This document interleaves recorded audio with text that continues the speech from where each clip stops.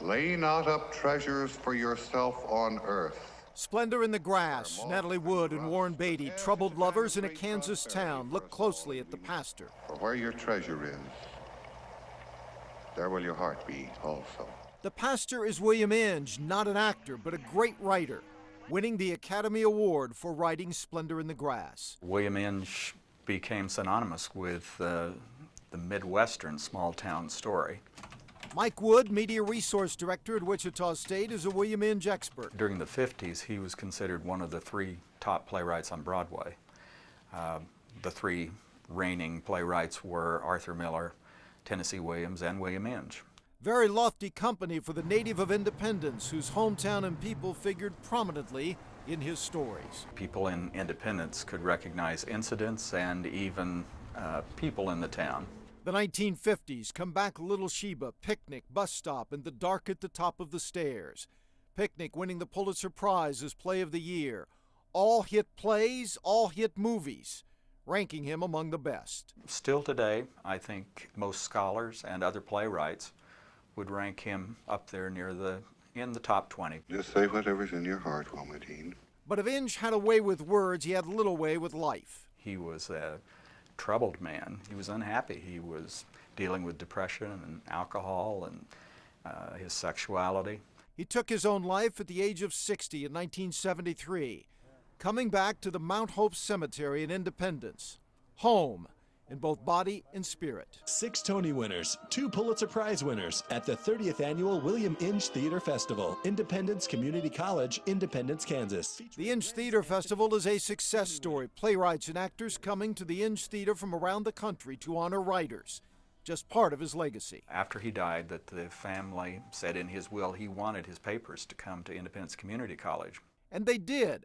A special room in the college library, the life's work of a man whose stories of small-town lives have been acted by some of the best. You know, I think he is crazy. Sure he is. Crazy as a bedbug. I told you he was.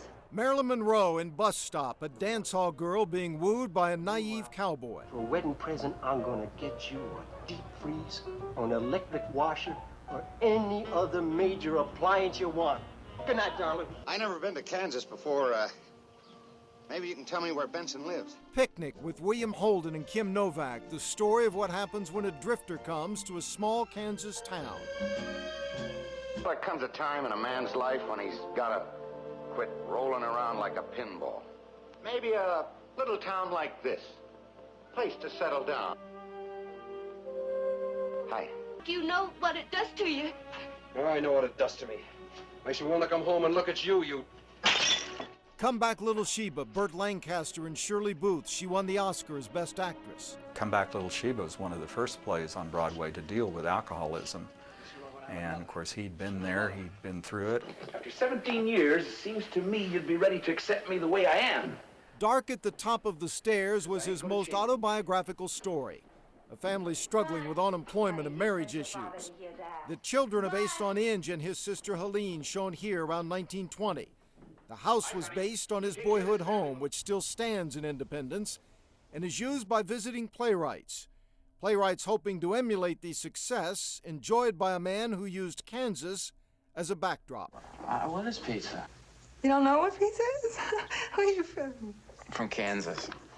Is it nice out there in Kansas? Yep.